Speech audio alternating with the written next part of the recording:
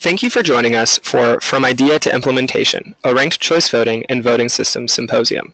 Our second day kicks off with Session 5, Informed RCV Voters from Start to Finish. The session will begin shortly. My name is Chris Hughes. I'm a staff attorney with FairVote and liaison with the Ranked Choice Voting Resource Center, and I'll be your moderator for this session. A few housekeeping matters are needed before we get started. Participants have been muted for this webinar to reduce audio interference since we have a large number of attendees. If you have technical issues, please use the question option to send a message to the organizer so we may try to assist. If you have a question or comment regarding the session, please type that message in the question box. Session 5 will be about 45 minutes, followed by a brief question and answer period. Questions we are unable to address during this live session will be answered in a follow-up document, which we will email to attendees and also post with a recording of this session on the Ranked Choice Voting Resource Center website within a couple of weeks of the symposium. Now, let's welcome Morgan Chance, a fellow with the Resource Center and FairVote, to introduce our presenter. Thank you, Chris. For those of you that are not familiar with the Ranked Choice Voting Resource Center, we provide a compilation of best practices and firsthand experiences from jurisdictions that have used this method of voting with a focus on election administration, since that is our background. The website, www.rankedchoicevoting.org, and the overall project serve as resources for voters, election administrators, policymakers, candidates, and others. The Resource Center continues to evolve, as does ranked choice voting. Both have gone from idea to implementation, and we hope these resources and sessions help you and others improve our democracy and the conduct of elections. Now for some information on this session's presenter. Whitney Quesenbery, co-director of the Center for Civic Design. Whitney's work in civic design began with working on an EAC committee, writing the first voluntary voting system guidelines. 15 years later, she is still excited about the opportunities to approach democracy as a design problem and to work with election offices around the country. She's proud of the center's work to introduce best practices for election design and has made it easier for people to vote. Some of her favorite projects include official voter information guides, the plain language version of the California Voter Bill of Rights, usable vote-by-mail envelopes, voter registration forms, and, of course, designs for ranked choice voting. She and co-director Dana Chisnell also teach election design at the University of Minnesota's Program in Election Administration. Please welcome Whitney Quesenbery to share her insights from the latest RCV usability testing conducted by the Center for Civic Design in partnership with the Ranked Choice Voting Resource Center and FairVote. Well, hi. Let's get the screens going and we'll be all ready to go. Well, I'm really glad that all of you are here today. I want to thank everybody at FairVote and the Ranked Choice Voting Resource Center for all the great work we've done together. They've been open to our being annoying about conducting research, and I think are doing awesome work in pulling together the resources to help people understand RCV. I also want to just in absentia thank Tapsi Ramchandani and Colin MacArthur from Center for Civic Design, who did the bulk of the research, actually the field work on this project, including a really big final test. We got started on this because our theory is that we're going to be totally policy neutral. We don't really care officially what method of voting a jurisdiction chooses, although of course we do have opinions. But what we want is to make sure that however we vote, that the materials with which we vote, that is everything from your very beginning voter education all the way through learning how the election came out, that all of those things are designed so that voters can understand how they can participate in elections.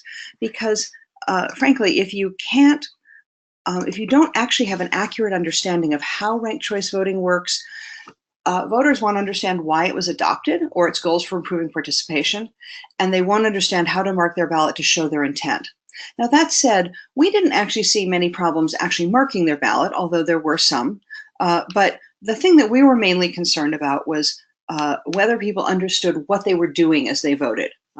We grow up in playgrounds saying majority rules, and majority does rule in RCV, but in a slightly different way than we might think. So we thought it was important that we really understand intent fully as understanding what would happen to the way they mark their ballot and how that would show up in the election.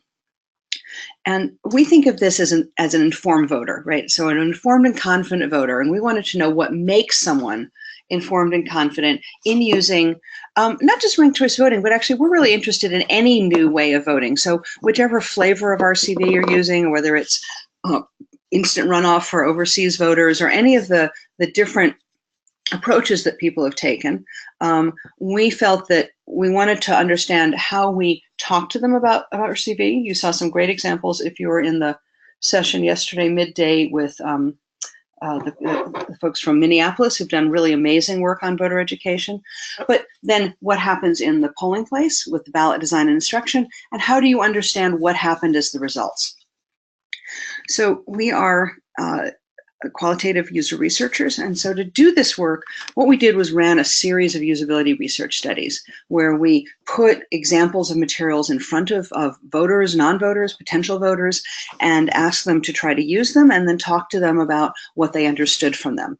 We ran 7 different studies in 10 different locations with a total of 181 voters so far, and we looked at different versions of all of these things. We started by gathering as much information as we could from around the country of things that had actually been used.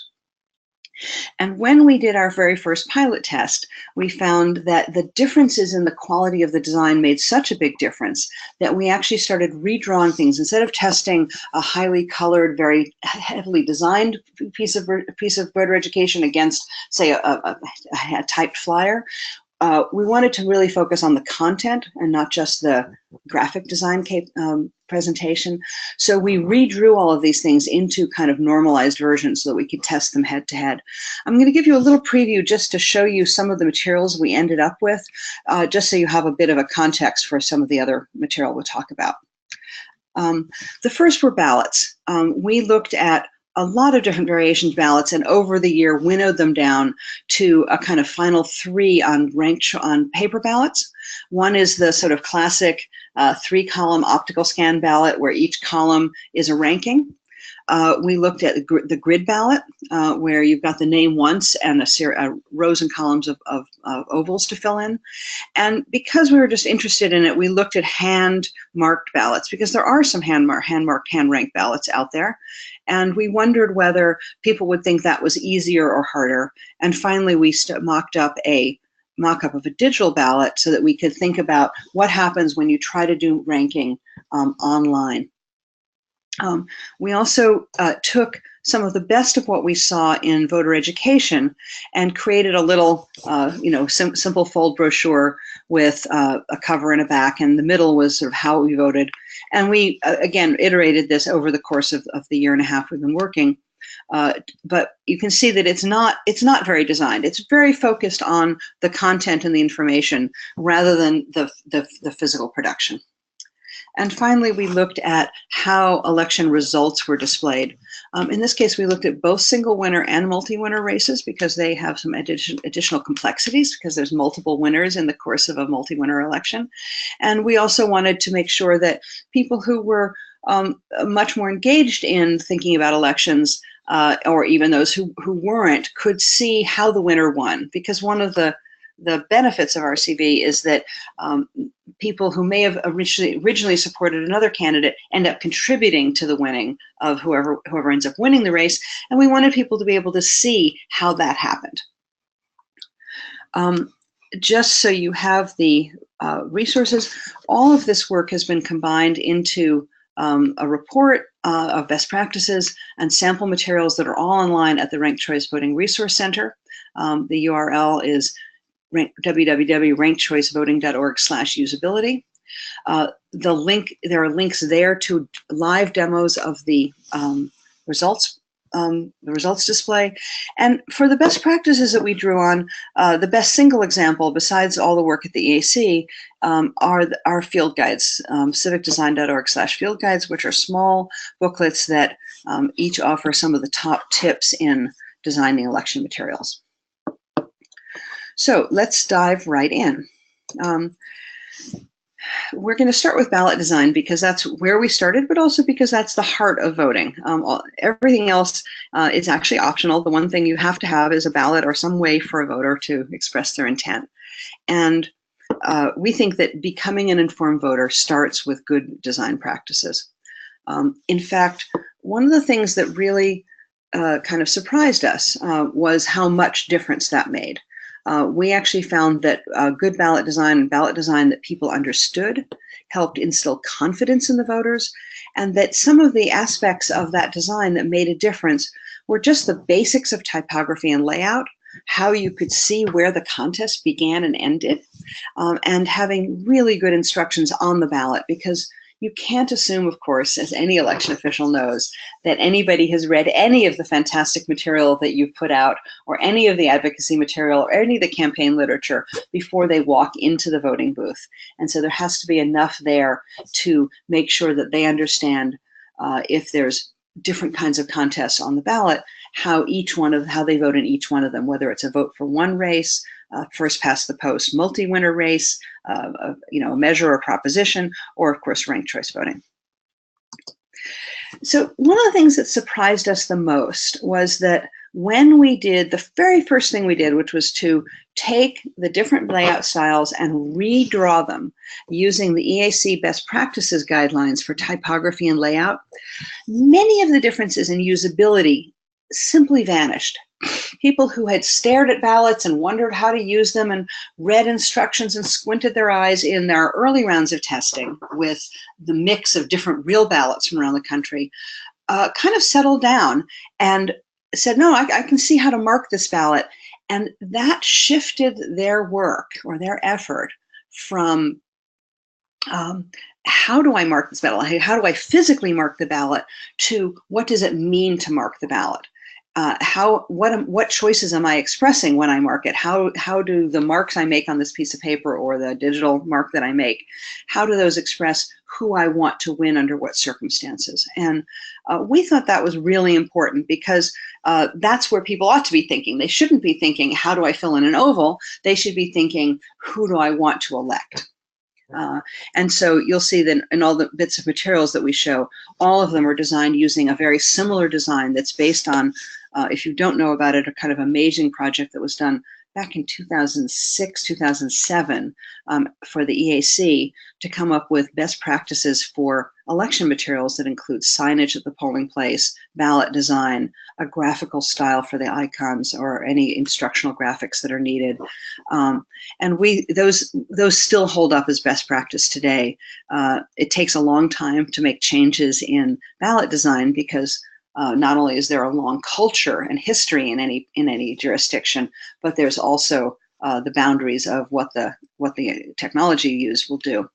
And I talk about that now because I think that this issue of how do we change the culture from how we vote now to how we might vote with ranked choice voting or any other innovation, including just a new voting system, is an important consideration.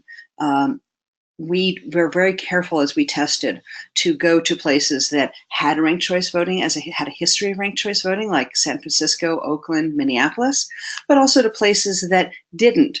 We were in Denver, we were in Southern California, we were in New Jersey, so that we tried to make sure that we talked to voters who had very different experiences of actually marking their ballot and how elections run, so that we weren't being skewed by their immediate experience. And it did make a difference to how people understood, although even in Minneapolis, which has now done 8 years of ranked choice voting, I think, and in San Francisco and Oakland, where it's been around for also quite a while, we found that some people had never really heard of it, or they hadn't really thought about it, or they had it confused with top 2 voting in California. So there's a lot of we think of people as, well, it's something we do once, maybe twice a year. We walk into the polling booth, we just face the materials, but of course we bring with us all of our history. So the less noise in terms of design that we put in front of voters, the better. One of the other challenges in ranked choice voting is that the boundaries of the contest are different than the boundaries of some of the other contests. Now, this isn't just unique to ranked choice voting. In California in 2016, 2016, in the primary, there were 34 candidates for Senate, which caused in some voting systems to go to 2 columns. It went to 2 pages in some cases, and in fact, California voters will now this year be facing 2 contests with over 25 candidates. So contests where it is possible that even a single winner first past the post will take up more than 1 column on some voting systems. So knowing where the boundaries are, if I took away those blue lines and you just looked at those ballots, they're both 3 columns with two groups, and so some headers in there. But the one on your left is actually 2 different contests with 3 ranks each, and the one on the right is a single contest with 6 ranks, so that it's not only 3 columns but 2 rows to vote in. And finding ways through graphic design, line separations, and so on to really make it clear where the edges of each contest are makes a big difference, because we know that in first past the post contests, when a contest runs to 2 columns, the overvote rate, the number of people who vote in each column, shoots up. Just as in 2000 in Palm Beach County, people voted on the left and they voted on the right without realizing that they were it was one contest, because on all the other pages, all the names were on one page and the other page was blank. So everything that breaks the pattern of voting needs extra attention to make sure that that voters see what's happening. We also realized that one of the things that mattered in a digital ballot was keeping the voters in control. We did our first testing of a prototype of a digital ballot in California, and we expected to see some pretty high-tech people there because we were in the Bay Area. And indeed, we had people who worked in technology, people who were avid voters, people who were less avid voters. And one things we experimented with them were, should the system automatically reorganize as they mark their choices, as they rank the candidates, should it automatically reorganize it? And universally, they said no, they don't want things moving around, especially if it's a long contest, which they had just gone through, and it might spill past the bottom of the screen. But they wanted to be able to, when they chose to do so, to ask it to reorder so they could see where they were. We thought about how people would rearrange the ranks, and we thought that they would say, oh, just drag and drop. But we know that drag and drop isn't totally accessible, so it couldn't be the only solution. And so we came up with this idea of just showing when you highlighted one candidate, these buttons would appear so you could move them up or down, or even remove them from the rankings. And my favorite quote from a voter, she said, oh, it's so nice that you're showing me what the controls are and I don't have to guess. And I think that's probably the core design takeaway we had, which is don't make users guess. And finally, of course, if it's an electronic system with a review screen, you want to make sure that you do review it with them, show it to them in order, tell them how many they've ranked, tell them how many more they can rank, so there's no guesswork. You're telling them exactly, you're not saying you can rank 10 candidates, you've only ranked 5, and now someone has to do the math to subtract. You're actually telling them exactly what they can do and how to make those changes.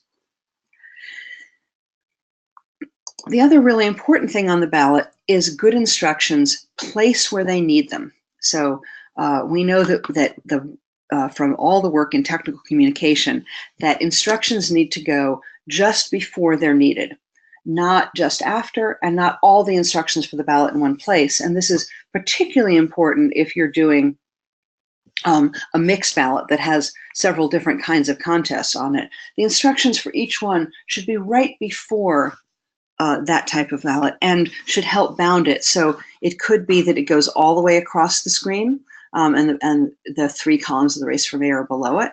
Or if it could be in the first column, which is a place that some of the political scientists who've analyzed overvotes say is a really great place for it to go, because then it teaches you about the columns and moving up and down the columns.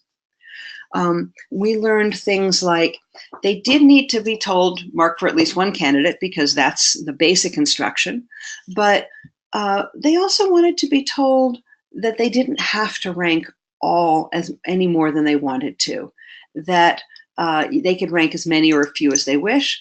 And we found that simple instructions really helped, minimizing the text.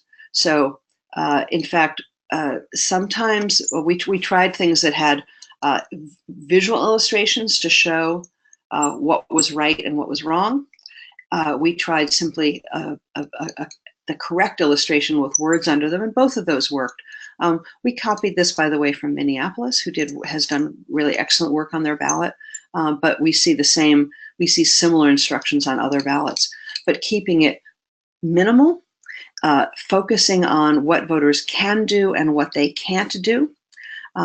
One of the comments we got from one of the ballots was, well, the instruction doesn't say you have to mark 6, but it also doesn't say what would happen if you didn't choose all 6. So at both ends, how many and how few voters needed help doing that.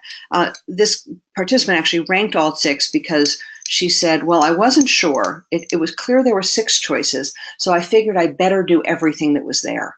And I think that's a comment we see a lot in our ballot testing, that people in filling out any government form worry about doing it completely and accurately. So making sure that people know they have some choice, whatever our political or advocacy feelings about how important. So just to reiterate that, rank at least one candidate, rank as many or as few as you wish. Don't rank the same candidate more than once, and don't rank more than one in each column. Now, the good news when we did this, as I said, the second to last, the last thing we've actually done, we have one more to go, we did a large-scale test with 112 voters. Most of our tests were anywhere from 8 to 15 people, sometimes 20, but they were small groups of participants so that we could actually spend time talking to each of them. But we went out to Denver in December, and we did a pretty large test where each participant marked 3 different ballots, the 3 that you saw at the beginning, the 3 columns, so there were 3 opportunities to rank, the grid, so they had an opportunity to rank as many candidates as were in the contest, and the hand-marked ballot, where they could, again, rank as many as they wanted. We were interested in which they preferred. I'm going to talk about this project a little bit later at the end of this session, but we saw virtually no overvote or skimp rank errors on any of the ballots, and that was really great. It actually surprised us when Rob asked how many errors he saw. We had to go back and look and say, no, actually, even marking 3 ballots, so we had over 300 ballots, we actually didn't see errors, and we are pretty confident from the voters that we interviewed during that they understood what they were doing mostly, or at least in a tactical enough way to mark the ballot in a way that matched up to what their intent was. We also realized pretty early that a good voter education was really important in helping voters prepare. We know from all sorts of other research that we've done on informed voters that voters who are not high propensity voters, who aren't avidly engaged in the civic process, like to be able to kind of rehearse, like to think about what's going to happen when they get there in advance, so they're prepared. They don't want to look foolish in front of somebody, and of course they don't want to make a mistake. And we also learned that it was really important that we connect the concepts to how ballots are actually marked, and that we're consistent in messages. In our very first study, we asked people to look at several brochures and voter education material from around the country, and then to talk about what they thought RCV was, and we used that as the basis for thinking about what we needed to improve about it. So a lot of people got a basic good explanation of it. It gives an option for a second choice when there's no majority, or in emergencies, as one person put it, like runoffs. There were people who talked about promoting civic fairness, that you don't throw away your vote and that you give other candidates a chance to win. So those were good. People got that out of it. But they also said, well, it could be unfair. What happens if your 5th or 6th choice is the one who gets elected? And there are people who worry, as we know they do, that your first choice is diluted in some way by ranking second choices. Now, we know from the math that that's not true, but it's a perception that needs to be countered. And then there were people who, even reading the material and looking at and marking a ballot, said, I just don't understand what this ranking is about. But more importantly, they didn't understand how and when their second choice was used. And so those 2 on the right were the 2 columns that we worked on to try to create a sort of model voter education piece Again, not very well designed, not fancily designed, but just a model education piece that would help address those. In the same project, we actually asked them, we presented them with a list of benefits of ranked choice voting and asked them to say which ones resonated with them. And we focused on the 3 that they said were the most positive. So on the cover of this, we actually said, what is it, in as simple a way as we could. We showed a little picture of a ballot, which of course, if you were in a jurisdiction, would be a picture of your ballot. And then the 3 things that they came up with was that they liked that it saved money because they weren't runoff elections. Some people translated that into it saves my time and effort. But also people said in high contest states said, oh, and it means that the campaigns stop sending you things. But there were other people who saw that it broadened participation and that it produced stronger voices. And those were the words they used to say what they thought the strong benefits were. So we opened with a benefit. And even without our talking about it, one of a voter who had just recently moved to the Bay Area and had really no previous awareness of RCV said, well, maybe there won't be so many negative ads because they have to appeal more broadly. New candidates get some support and it lets people see which candidates are doing better than others.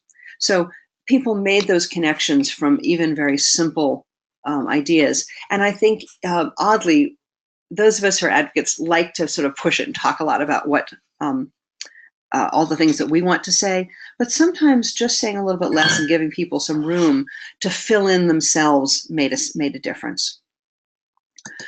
The other thing that we learned was that it was important to show the connection between an individual ballot, because people would say, okay, I understand this ranking and things move around, but what happens to my ballot?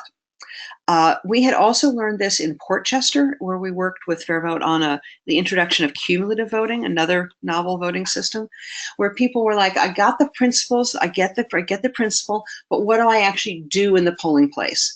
So having started from just the kind of typical bar chart showing votes moving around from candidate to candidate, we actually included some little mini pictures of the ballot so that we explain it in text. We show a picture of a ballot, and then we show what happens and how that is counted.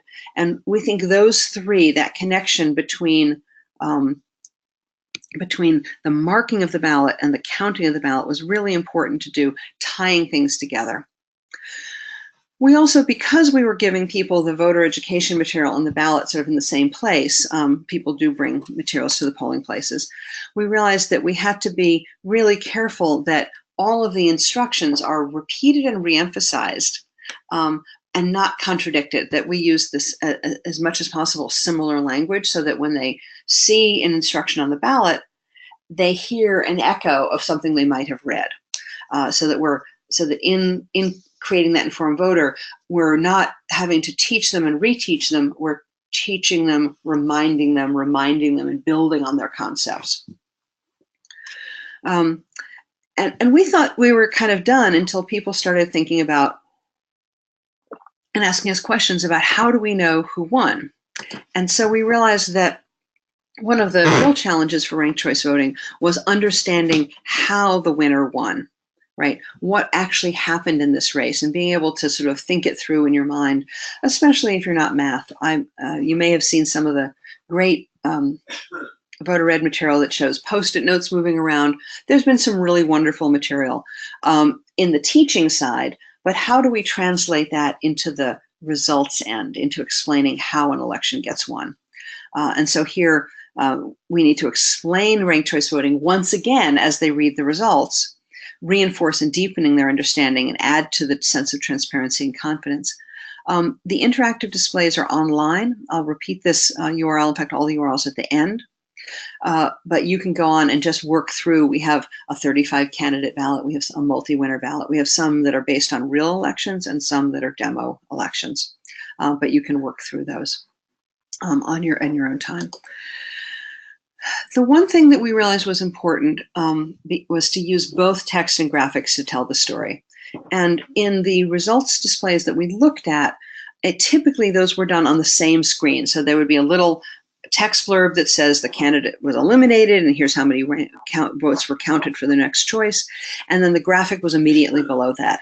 And what we found was that the words pretty much disappeared for most people because they got immediately dragged into the graphic, that kind of ribbon chart with, showing the candidate, showing the votes piling up for different people. But we also wanted to make that much more explicit. So we did a whole lot of things in there. First thing that we did was we constructed this as a kind of slideshow where you move from round to round. And we put one page that had very little text on it that says what happened. The candidate in the last place was eliminated, the number of ballots counted for their next choice was, and then having read that, you then jump to the next page, and you can now see that Peter Ives was eliminated, and there's his 1,238 votes being taken away from him with a negative sign in front of it, and you can see where they're going to the 4 remaining candidates, and their bars get longer from the previous slide. So you can see that process growing with a really clear, don't have to follow the line or the arrow, you just see where it comes from. And you can see how many candidates, how many ballots were inactive at this point, because people who voted for Peter Ives, this is round 2, didn't mark a second choice, and there were 143 of them. We weren't going to include those as first, but we had a participant who worked in an accounting office, and I noticed that at each screen he was doing a quick add up in his head. Right? Now I can't add that fast, but he can. And so this was his double check that what we were doing made sense. One other word about minimalism. We actually changed this to say 50% of the votes to win. I know it's 50% plus 1. It's just not irrelevant. I think if you had a thing that came down to 50-50, then you could explain the 50% plus 1, and it becomes really intelligible. But every extra complexity we throw at people makes a difference and gets in their way. And so we also thought we have to think, well, sometimes there are complexities, like in round 31, 2 candidates were eliminated at the same time. And so now we need to say, why did that happen? You notice we made it literally small print.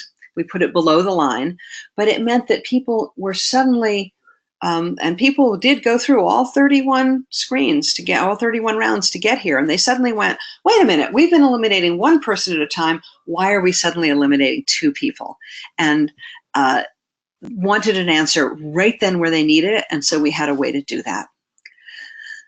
The other thing we realized is that, again, each display shows something different. So the openings display, it really is focused on who won. Betsy Hodges won with 60%, this many votes. Here you can see the bar graph of her votes versus the second placer. But at the end, we also had how the winner won, where we showed how each candidate who was eliminated contributed round by round to Betsy Hodges accumulating that winning percentage. And for those who are really eager, you could download the data. You can see just barely the little tiny bars that show each round as it went by and how she leaped ahead. And once again, this question of telling the story consistently. Now I know we have vertical bar graphs here and horizontal here, but making sure that that story is carried from voter education through the ballot into the results in a consistent way. And we had people, when we tested we first tested a kind of paper prototype version and then the fully interactive version. People said, wow, I've been voting in ranked choice voting and I begin to understand it differently by seeing the results. That is, seeing the story from beginning to end, from start to finish, helps you understand your piece in the middle of it as a voter. Might help candidates understand a little better as well. It might help campaigners, but we think that a really clear, good results display that is not just sort of bad Excel graphs and that is not sort of loopy arrows where you have to follow the arrow around because that becomes work that people won't do, really will make a difference in helping people understand not just why ranked choice voting, but how to be an informed voter within ranked choice voting. The last thing I want to talk about is the question that everybody asks us, and which we've kind of dodged, but we finally took on head on, which is which ballot layout is the best, right? Is there one that makes a difference that helps voters, that voters prefer and understand? So preference is important, but so is objective. Can they actually use it? And I think for people who, that there's some evidence that ranked choice voting works better when people actually do rank more than one candidate, maybe more than 3 candidates. So which encourages people, when they have the interest in doing so, to rank more candidates rather than just vote as though it's a vote for one contest. So this was the project that we did with 112 voters in Denver, where we had them rank different options, and not even from the very beginning, from the very first study, we heard over and over again that people had strong and quite varied opinions about how many candidates to rank. We did notice that fewer rankings offered was less overwhelming. Now, if you have 5 candidates and a grid ballot with 5, that's not so bad. But when you get to 10, 15, 35 candidates, those grids become bigger and bigger and bigger, and people did feel overwhelmed when they looked at large grids and large number of choices. They didn't like feeling obligated to rank all the ballots, because people do feel that they must finish the ballot. And they worried about what would happen in the lower ranked candidates. One of the questions we asked was, we posed a scenario in which we said, imagine there's a candidate who you actively oppose, as opposed to just, I don't like them as well as the guy I like the best. A candidate who you think would be bad to have elected in any way. How would you make sure, how would you handle ranking them or not ranking them? And we got some very interesting discussions about that. But they also realized that more ranking opportunities offers them more choice, and people did figure out that they could make their own decision about how many to rank. And I think the other thing is that every contest comes with a political context. Is this a contest where it's very high profile and people are following it? Or is it just a list of names and, you know, I'm going to vote for the incumbent, or I'm going to vote for the name that sounds nice to me, or the one I remember best from the ads? And all of those contexts make a difference to how many people might want to rank. So we don't want to say, well, here's the worst case scenario, so let's design for that. Nor do we want to assume that everybody is, you know, a totally avid voter. A quote there was, I understood I could stop at 1, but I wanted to rank all 3. I like the option, but I would have stopped at 2 if I didn't like the 3rd candidate, right? So that people were thinking about ranking as an active and positive choice rather than just a sort of ordering of the opportunities. One person said, well, there are really 3 buckets. They're the ones you actually like, and then you sort them out. They're the ones you don't really know, and they're the ones you don't like. And thinking about, that was an interesting perspective on how they sorted through making their choices. So in Denver, we, of the 112 people, we asked them among many questions, how many candidates they wanted to rank. And then we were able to match that up to how many candidates they did rank. And a good 2/3 of them wanted a relatively small number of choices, 1 to 3 candidates.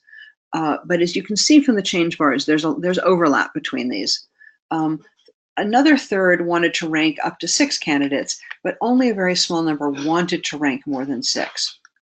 Oh, got this out of place. And they worried about what happened at the bottom if they had to make them all. So one person said, I'd prefer to have my vote thrown out than have my ballot count for someone I really disliked. So there's a trade-off between how keen you are on that election and how many choices you get. So remembering that we started with how many candidates that they want to rank, and then let's look at which ballot they preferred. Not surprisingly, the rank 3, the ballot that offered 3 choices was ranked the easiest to use, because there was a strong correlation between the number of candidates they said they wanted to rank and the ballot style they preferred, right? The grid ballot looked harder to use and made people feel overwhelmed, and so they actually ranked it last compared to the handwritten ranks, even though people had a lot of things to say about whether handwritten ranks was easy to do or whether it would be counted accurately by the equipment. It felt like an easier action than sorting through the grid. But more importantly, there was all the ballot participants were confident when we asked on the ballot you liked best, how confident did you feel?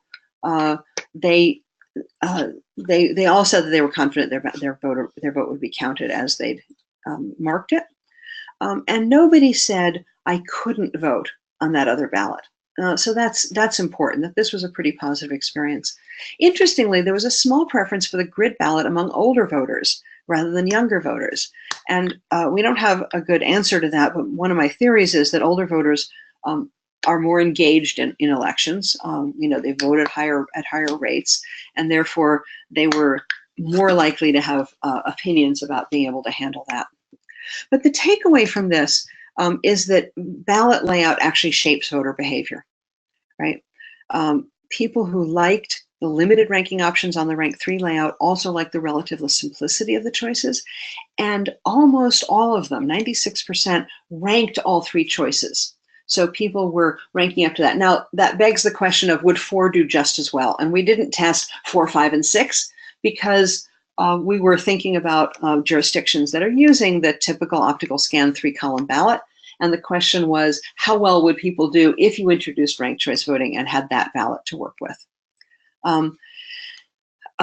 Interestingly, on the grid and the handwritten ballot, there was a great divide. 26% of people ranked only 3, but 54% ranked all 10 candidates. We did vary the order, so they saw these ballots in different order, so we don't think there's any order effects.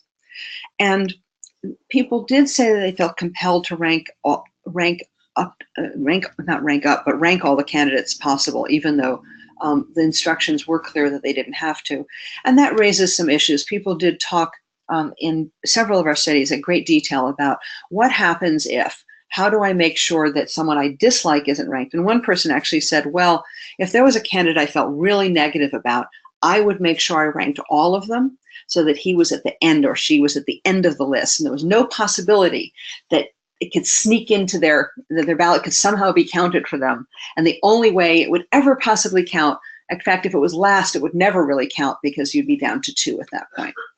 So people did think about this and did have strategies that were plausible for how to handle that situation. And we actually thought that was pretty positive, that when you get to the point that people are thinking about their strategy for ranking and are thinking about how that reflects their political positions and how that gets reflected and how the ballots are counted, that you have a situation in which you've got an informed voter and you've gotten a voter that can make the most out of the opportunities in ranked choice voting. We have one more study to do. We would have done it by now, but we wanted to do it around an election. And in June 12th, Maine will be voting on ranked choice voting. And we're going to do a project there comparing the different number of rankings on a grid style ballot. So everybody's going to vote on a ballot that has just 2 contests, one with with 5 candidates and one with 10 candidates.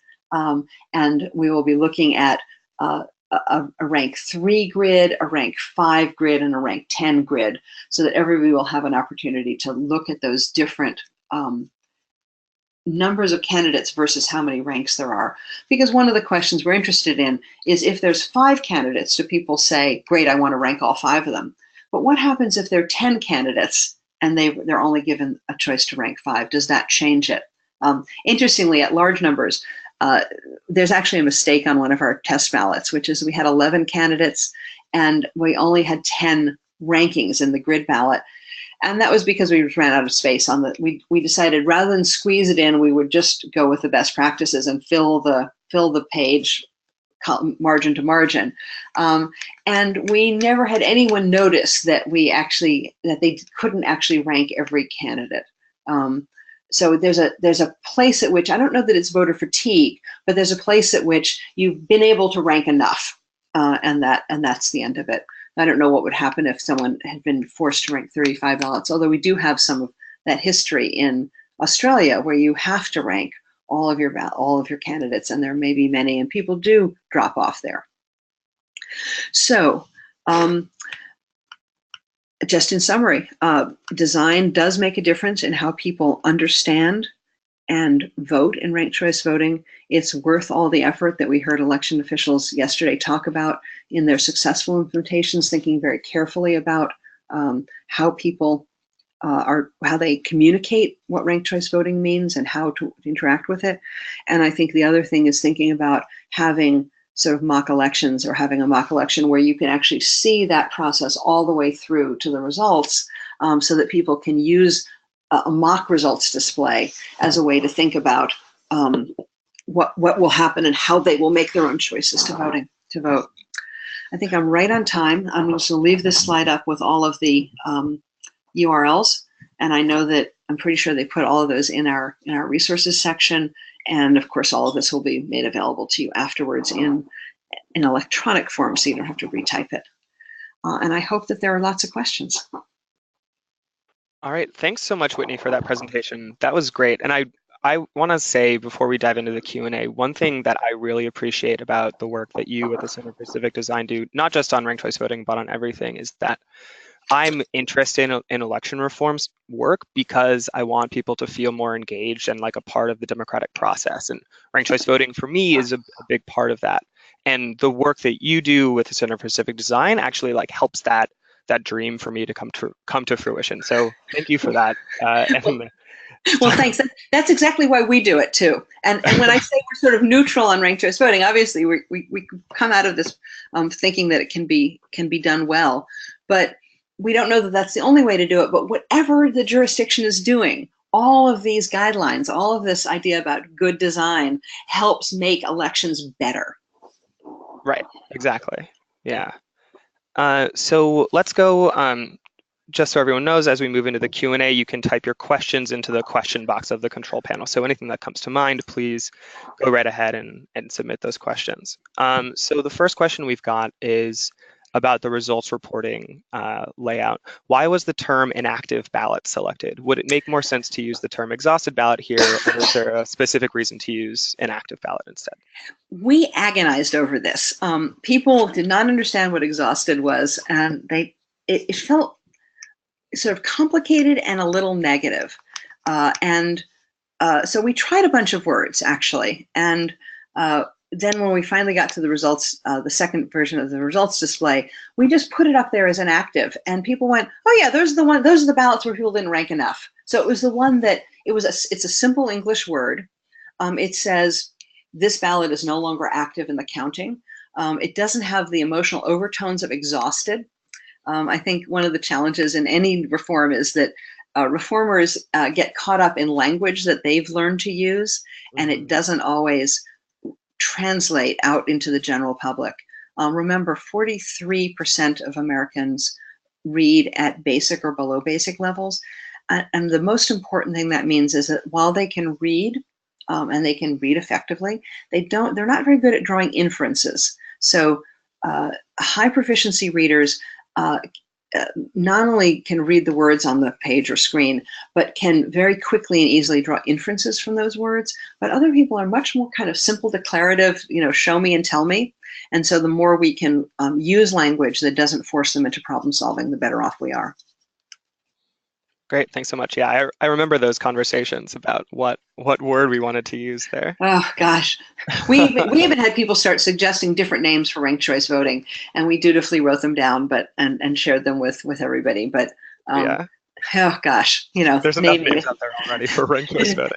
It's such a hard thing. Yeah. So the next thing.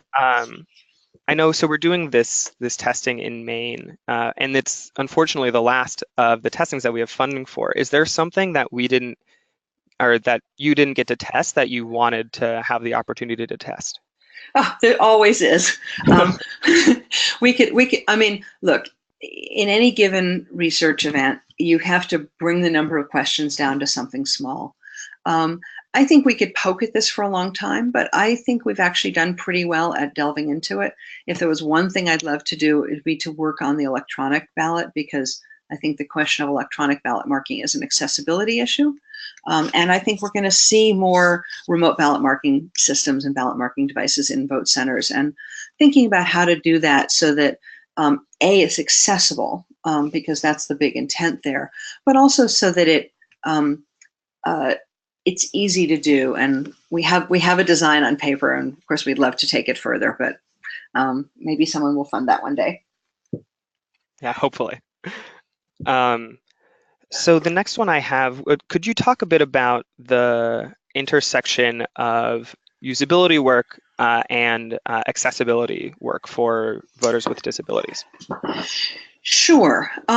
There's actually a definition of accessibility at the International Standards Organization that says that accessibility is usability for people with a broader range of capabilities, right? So They're really part of a spectrum together. And one of the things that we have learned in all the work we've done, not just in elections, but in everything about accessibility. And for those who don't know, I wrote a book on this, so I could talk for a while, but I won't. One of the things that we find is that accessibility is often like the canary in the mine shaft. That is, it's the people who are the most affected earliest. But many of the things that make things accessible also make them more usable. So just to do a really simple example of a web page, when it's got good headings and those headings are marked as headings, people using a screen reader can jump from heading to heading and scan through it. Mm-hmm. But people who don't read well can also jump from heading to heading and scan through things and get a sense of the page. Or all of the things that in the EAC best practices make the ballot easier to vote with good typography and good spacing around things and clean dividing lines and the use of shading and color. Those work for people across the whole spectrum. So it's not just that there's enough space to see which oval lines up with which name. It's there's enough space so that if your hand is shaky, you're not accidentally impinging on a second oval and possibly accidentally overvoting. We focus a lot on screen readers and that absolute can't see, because ballots are such a visual artifact, but they don't have to be. There's a logic behind them, and if we can find a way to make sure that that logic is communicated easily through the screen reader. In fact, we found on one system that we tested that people using the audio ballot actually had less problems with things that extended past the end of the page than other people did, because to them it was just one big long audio list and they didn't have that visual interrupting of jumping from page to page. So I think they fit together, and I think that making things more accessible makes it easier for all voters. Right. Well, and I know whenever I talk to Michelle Bishop, who's at the National Disability Rights Network, about usability for RCV, she's like, if it's usable, or about accessibility for RCV, she always comes back to this same point, that if something is designed to be usable for more people, it will be accessible too. Like there is some real important feedback loops there. Yeah, absolutely. So one more question. I think we have like 2 or 3 more. What do you think Cambridge teaches us about the familiarity of voters with the voting system of ranked choice voting and how big the ballot can be? Because we know in Cambridge, they can rank every candidate. Yeah, some of those Cambridge ballots just make my eyes spin. But I think there is something about the difference between the first introduction and long-time use. Remember that for many voters, voting is something that happens every 2 years, maybe even every 4 years.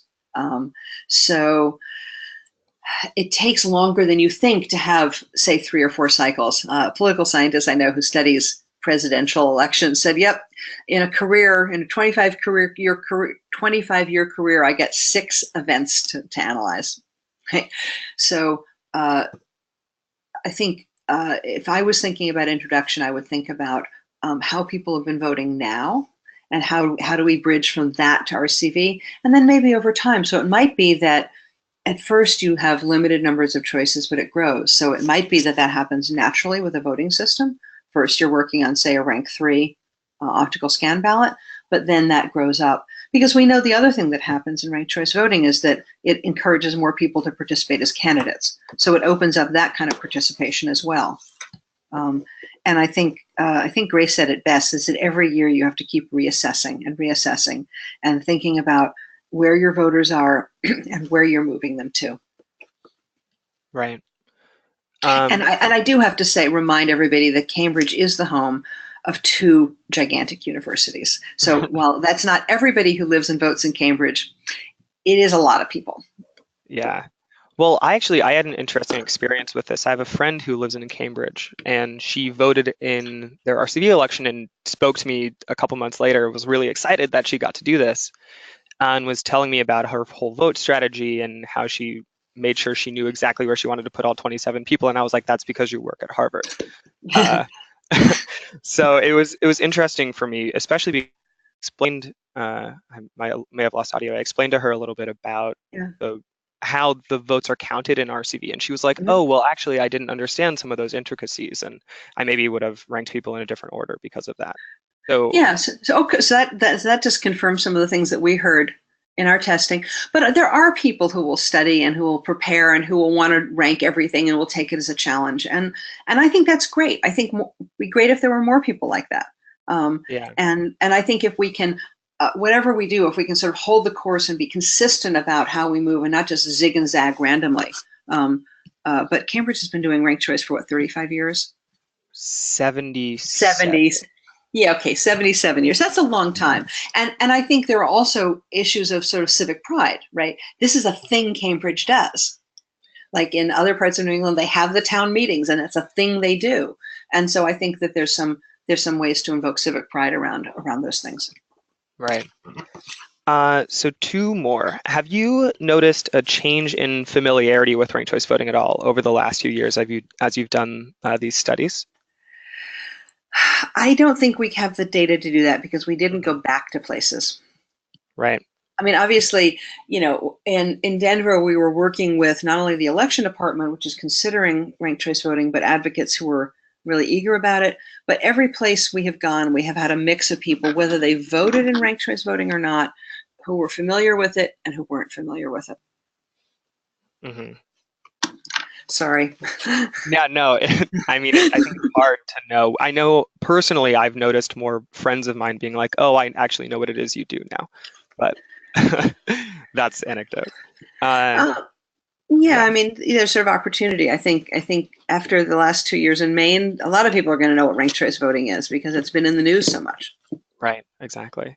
So we've actually got a suggestion for some ballot instruction from our audience. What about using mark your first choice and as many more choices as you wish until you no longer care who wins? So maybe we can try that out in Maine. That'd be fun. I'm not sure that election offices would do that, but it's a fun idea. Yeah. Well, and there's actually one last thing I wanted to mention. There's this book I've been reading called The Paradox of Choice by Barry Schwartz, and it's about the psychology of people like in the marketplace and how they choose between the many, many options we have. And it's, for me, particularly interesting from a ranked choice voting lens because our goal, at least one of our goals, is to increase the amount of choice people have. And it's interesting to see how he categorizes how people interact with their choices, whether they just they find the only options they want, and that's it, or they try and get like the perfect option every time. And how that interacts with RCV is really interesting to me. Yeah, I also think that there's an introduction effect that happens with things. Why are there 35 candidates for Senate? Why were there 35 candidates for Senate? Why are there 28, I think it is this year? Well, it's an open seat, and there's something about both ranked choice and top two and all of the other sort of new methods of voting that are being introduced that says, hey, anybody can win.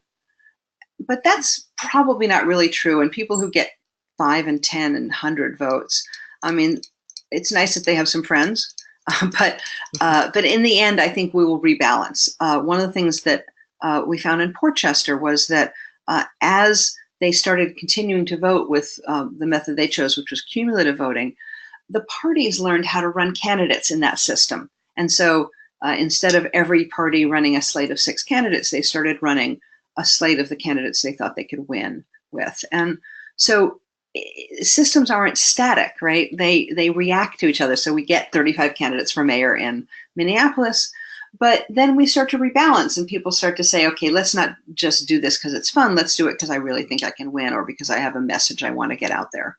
And I think that we will see not only voters changing, but the political environment changing. Great, and I think that's a great note to leave it on. So thanks so much to everyone for joining us today. Thanks, of course, to Whitney and the Center for Civic Design for all their work on this. We will work with Whitney to provide answers to any questions we couldn't get to during the session, and that document will be posted along with our recording in the coming weeks on our website, www.rankedchoicevoting.org. And please join us at 11:30 a.m. ET as we hear from our first vendor participant, Unison Voting Solutions, on their voting systems and RCV capabilities.